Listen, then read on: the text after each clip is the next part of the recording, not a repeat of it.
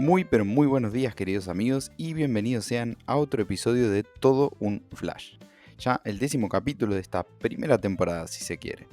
El día de hoy vamos a estar hablando de una serie de casos que sea por las condiciones que se produjeron o por las personas que participaron son, cuando menos, polémicos, creo que sería la palabra más acertada. Pocas cosas en la vida de una persona deben ser tan estresantes como tener que pasar por el bisturí, o mejor dicho, tener que someterse a un procedimiento quirúrgico.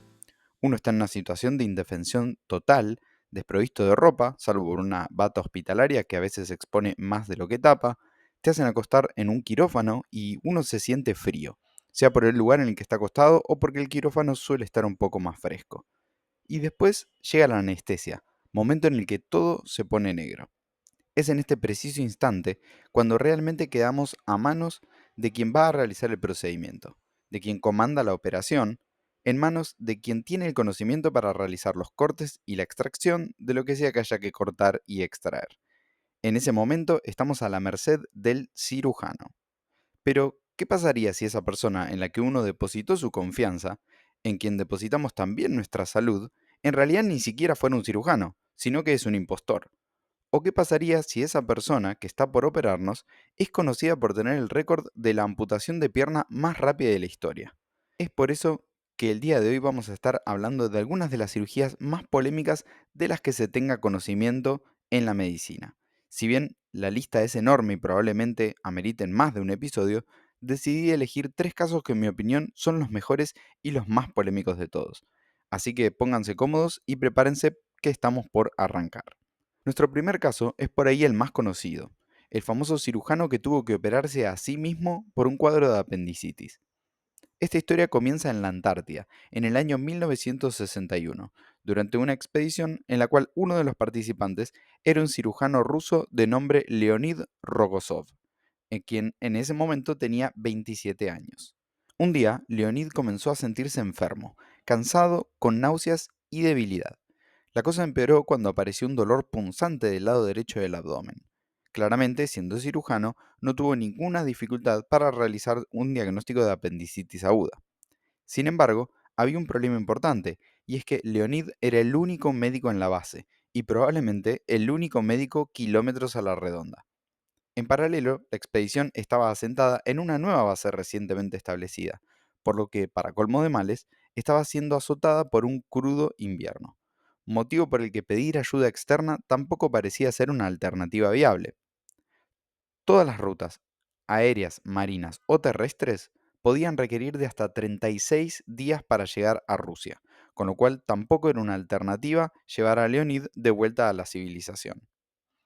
Para que se den una idea de los tiempos que estamos manejando, la apendicitis, que es una inflamación del apéndice vermicular ubicado a nivel del intestino grueso, más precisamente en el ciego, es un cuadro de evolución rápida, ya que una perforación del apéndice puede llevar a una peritonitis que se cobre la vida del paciente en cuestión de horas. Claramente, Leonid no tenía las de ganar en este caso, y mientras consideraba sus opciones, los síntomas no hacían más que empeorar. Así que luego de pensarlo, entendió cuál era la única alternativa posible y se decidió. Iba a tener que operarse a sí mismo o morir. Entonces, Rogozov comenzó a planificar de forma metódica la cirugía. Inicialmente consideró la posibilidad de utilizar un espejo para mayor comodidad, aunque la descartó rápidamente porque el punto de vista invertido era más un obstáculo que una ayuda en sí. Eligió a 2 de sus compañeros para que sean los encargados de entregarle el instrumental y de posicionar la lámpara para iluminarlo. Afortunadamente, si uno de estos 2 hombres se desmayaba, contaban también con la presencia del director de la base para poder asistirlos. Instruyó a estos hombres ante cualquier posible escenario: qué hacer si quedaba inconsciente, cómo realizar el RCP, dónde inyectar la adrenalina, así que, con todas las posibilidades en su contra, comenzó a operar. La posibilidad de aplicar anestesia general estaba totalmente descartada, por lo que únicamente tuvo que optar por un anestésico local de la pared abdominal mientras realizaba la primera incisión. Pero eso sería todo, ya que iba a necesitar de toda su pericia para poder extraer el órgano con la cabeza lo más clara posible. Leonid tuvo que realizar el procedimiento con sus propias manos sin el uso de guantes, cortando plano por plano las capas del abdomen hasta llegar al apéndice. Para colmo, durante la apertura del peritoneo, produjo una pequeña laceración en el intestino, el cual tuvo que coser antes de seguir avanzando para evitar la pérdida de sangre. Tenía que realizar descansos de entre 20 a 25 segundos cada 4 o 5 minutos para poder recomponerse y tranquilizarse. Al llegar al apéndice, notó que ya estaba tomando una coloración negruzca, con lo cual era claro que había hecho lo correcto. De haber esperado un día más, probablemente habría muerto. Extirpó el órgano con precisión y posteriormente cerró todos los planos. Recién después de haberle indicado a su equipo cómo realizar el lavado de todo el material quirúrgico, fue que Leonid se permitió descansar. Con una duración de aproximadamente 2 horas, la cirugía había sido todo un éxito. Obviamente, la hazaña de Rogozov se convirtió en una noticia histórica, ya que no existía registro de que un cirujano realizara sobre sí mismo tamaño procedimiento. Esto fue ampliamente utilizado a modo de propaganda por la Unión Soviética, ya que en esa época todo era un arma propagandística en la Guerra Fría contra Estados Unidos. Leonid volvió a su casa un año más tarde y fue recibido como un héroe nacional. Eso sí, hoy en día, salvo aisladas excepciones, se solicita a los investigadores que vayan a residir en la Antártida que lo hagan habiendo sido previamente operados del apéndice, hayan tenido o no apendicitis. El siguiente caso es probable que les suene más conocido, ya que es extremadamente similar a la historia de Frank Abagnale, relatada en la famosísima película Atrápame si puedes. En caso de que la hayan visto, van a entender perfectamente la relación. En caso contrario, les recomiendo que la vean con urgencia porque realmente es un peliculón. Esta es la historia de Ferdinand Waldo de Mara, un hombre que durante los años 40 y 50 fingió ser monje, psicólogo, decano de Facultad de Filosofía, zoólogo, investigador, ayudante de alcaide y cirujano de la Real Marina canadiense. Todo esto no por el hecho de querer estafar gente, sino por el mero placer de poder vivir todas esas vidas diferentes a la suya. Fred, como le decían desde niño, nació en Massachusetts en el año 1921, en el seno de una familia que era dueña de un cine donde su padre proyectaba películas. Si bien su vida de niño fue bastante acomodada, la crisis del 29 hizo que su familia perdiera todas las posesiones, haciendo que para la corta edad de 12 años el pequeño Fred se encontrara sumergido en la pobreza. Buscando escapar de esta vida de miseria, al cumplir los 16, huyó de su casa para unirse a una comunidad de monjes en Rhode Island, donde demostró tener una fuerte vocación religiosa, aunque no lo suficiente para tomar los hábitos. Fred quería vivir una vida de aventuras, quería explorar el mundo, conocer gente, así que no tuvo la mejor idea que unirse al ejército de los Estados Unidos. Sin embargo, después del bombardeo a Pearl Harbor y con la guerra pisándole los talones, Fred no tenía intención alguna de estar en el frente de batalla, así que desapareció sin dejar rastro. Para ello, robó la identidad de uno de sus compañeros de pelotón y se refugió nuevamente con los monjes.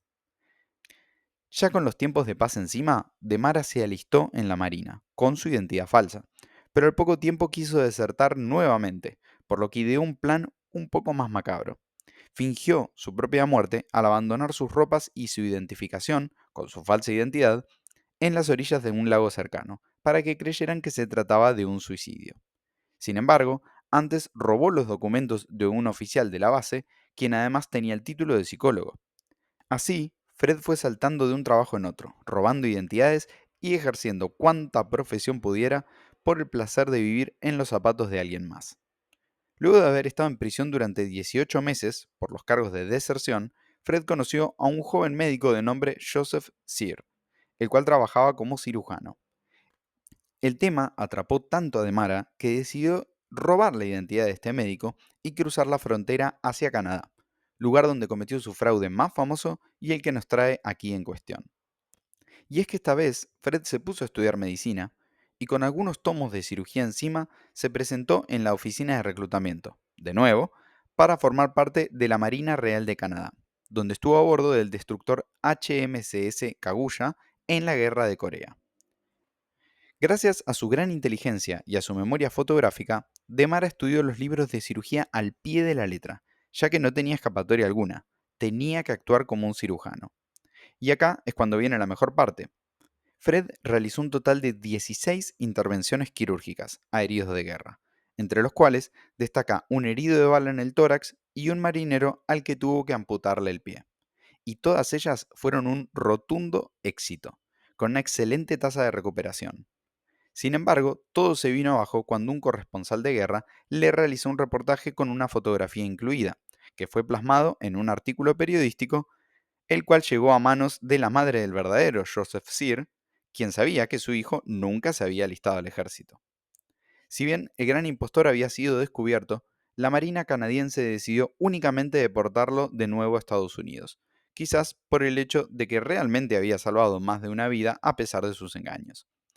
Y aunque Fred continuó robando identidades durante los años siguientes, su cara ya era reconocible por el engaño como cirujano, haciendo que su tarea sea cada vez más difícil. Su última gran alegría, antes de su muerte, fue recibir un reconocimiento por parte de los marinos que salvó durante su estancia en el Destructor, para quienes, a pesar de ser un impostor, claramente fue un héroe. Y pasamos así al último caso de la noche, la historia de Robert Liston, o como se lo conocía en ese entonces, el bisturí más rápido de West End. Corría el año 1830 y las cirugías eran bastante distintas a como se realizan hoy en día. Para comenzar, no había anestesia. Las infecciones y las hemorragias se cobraban la vida de una innumerable cantidad de pacientes, hasta el punto de que, según frases de la época, tenía más chances de sobrevivir un soldado en Waterloo que un paciente en un hospital. Con lo cual, el éxito de las cirugías en este momento dependía directamente de la velocidad con la que se realizaran, para minimizar no solo el dolor, sino también el sangrado de los pacientes. En este contexto entra a la ecuación Robert Liston, un aclamado cirujano que ostentaba el título de haber realizado la cirugía de amputación más rápida del mundo, en tan solo 28 segundos. Liston era realmente habilidoso y no tenía ningún miedo al éxito, hasta el punto de que era capaz de sostener el cuchillo ensangrentado con la boca con tal de tener sus manos libres para ganar tiempo y seguir operando. Es posible que alguna que otra vez se haya excedido un poco en cuanto a su capacidad, como durante esa cirugía que accidentalmente seccionó el testículo de su paciente que estaba amputando. Pero eso ya es un tema aparte. La historia más interesante de Liston, cuya credibilidad está puesta en duda, relata que estaba interviniendo a un paciente con un cuadro de gangrena avanzado, teniendo que realizar una de sus famosas amputaciones. La increíble velocidad con la que Robert alzó el bisturí y se abalanzó sobre el paciente fue tal que en el recorrido amputó 3 dedos de su joven ayudante y le rasgó el abrigo a un médico que se encontraba a su lado. Es acá cuando empiezan los problemas, porque si bien el paciente sobrevivió inicialmente a la cirugía, tanto él como su ayudante con los dedos amputados fallecieron en los días subsiguientes a causa de sepsis, una infección diseminada por todo el organismo. Y lo que pasa es que tampoco existían métodos antisépticos útiles, por lo que, como les mencionaba antes, una potencial infección posoperatoria era muchas veces una sentencia de muerte. ¿Y se acuerdan del médico al que le rajó el abrigo? Bueno, tampoco tuvo un resultado demasiado bueno, porque parece ser que perdió la vida a causa de un infarto al creerse herido durante el procedimiento. Así fue como lo que pretendía ser una cirugía promedio para la época, terminó siendo el único procedimiento conocido que registró una mortalidad del 300%, un récord que, creo yo, ningún otro cirujano estaría dispuesto a superar. Para ir cerrando, cabe mencionar que afortunadamente Liston logró llegar a la invención del primer anestésico, el éter, el cual tuvo la oportunidad de utilizar en una única cirugía previa a su muerte. La cirugía en cuestión era una amputación, como era de costumbre, y duró tan solo 30 segundos. Luego de unos minutos, el paciente se despertó y preguntó cuándo iban a empezar con la cirugía, demostrando el éxito que presentó la introducción de los anestésicos en la medicina. Pero eso claramente es otra historia. Hasta acá hemos llegado con el episodio de hoy y espero que lo hayan disfrutado. Si quieren pueden seguirme tanto en YouTube como en Spotify para estar al tanto de los nuevos episodios que esté subiendo. Así que, si arrancaron el capítulo con cierto miedo a pasar por la mesa de operaciones, a hacerlo sin temor la próxima vez, porque claramente, peor que lo que vimos en estos casos, no podríamos estar. Muchas gracias por haber escuchado y será hasta la próxima.